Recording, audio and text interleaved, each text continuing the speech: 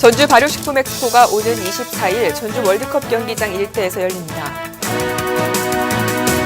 우량 소상공인을 육성할 목적으로 실시된 공개 오디션을 통해 스타 소상공인 업체 3곳이 선정됐습니다. 전라북도가 일자리 창출 아이디어를 공모합니다. 지난해 매출액 기준 전국 1000대 기업 가운데 전라북도에 본사를 둔 기업은 10개에 불과한 것으로 조사됐습니다. 서민들의 주거 환경 개선을 위한 나눔과 희망의 집 고쳐주기 사업이 주민들로부터 큰 호응을 얻고 있습니다. 비브리오 폐혈증 환자가 늘고 있어 각별한 주의가 요구되고 있습니다. 군산대학교 새만금 캠퍼스가 지난 14일 공식 개교했습니다.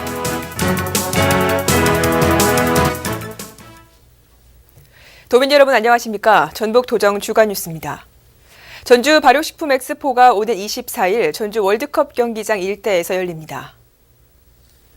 생명을 살리는 발효라는 주제로 닷새 동안 열리는 이번 발효 엑스포에는 20개국 270여 개 식품업체와 관련 기관들이 참여합니다.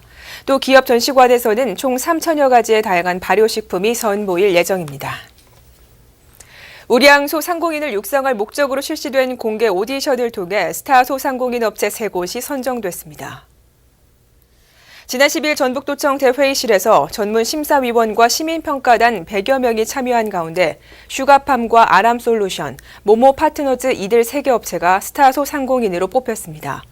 이번에 선발된 3개 업체는 업체당 2천만 원의 경영 지원금을 지원받습니다. 전라북도가 숨은 일자리 창출 아이디어와 도민 맞춤형 통합 서비스 제공 아이디어 등 2가지 아이디어를 주제로 하반기 도민 테마 제안을 공모합니다.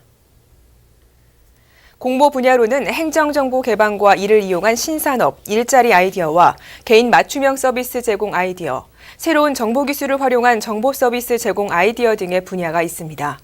공모 기간은 다음 달 17일까지며 전북 도민이면 누구나 참여할 수 있습니다.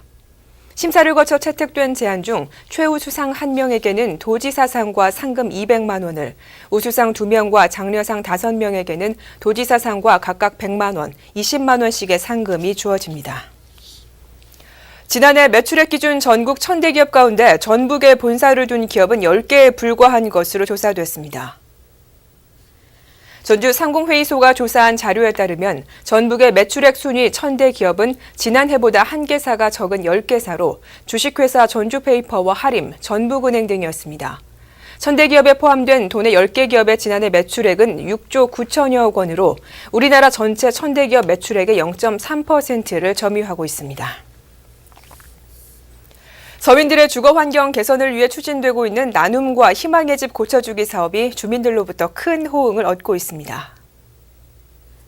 지난 2006년부터 추진하고 있는 이 사업은 저소득계층의 주거 안정을 위해 노후 불량주택을 고쳐주고 있으며 2012년까지 149억 원을 투입해 7,500여 가구에 대한 주택 개보수를 완료했습니다. 특히 올해는 지원 금액을 가구당 250만 원에서 300만 원으로 확대 지원했으며 지난해에 비해 385호 증가한 1,670여 호에 대한 개보수를 추진 중입니다. 비브리오 폐혈증 환자가 늘고 있어 각별한 주의가 요구되고 있습니다.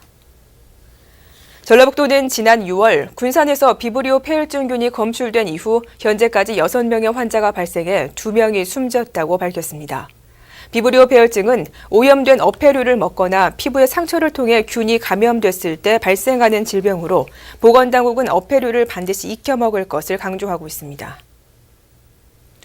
군산대학교 새만금 캠퍼스가 지난 14일 공식 개교했습니다.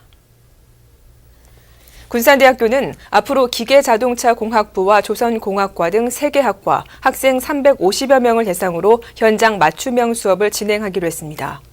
군산대학교는 새만금 캠퍼스 개교를 통해 재학생들의 실무 능력을 높여 인력 양성과 고용, 연구개발이 선순환하는 계기로 삼겠다고 밝혔습니다. 이상으로 전북 도정 주간 뉴스를 모두 마치겠습니다. 고맙습니다.